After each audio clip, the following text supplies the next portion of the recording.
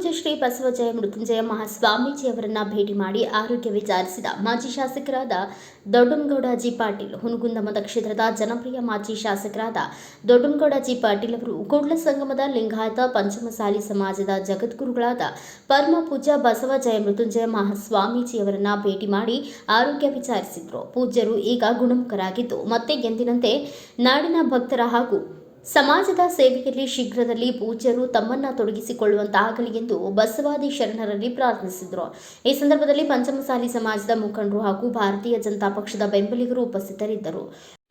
Thanks for watching. Read, discuss and debate with editor Dr. Yan Prashant Rao. Wanted reporters in print, digital and visual media for Bharat Vaibhav Daily Newspaper, BV News 5 Channel and BV Fast Web News from all the talukas of Karnataka, Goa and Maharashtra.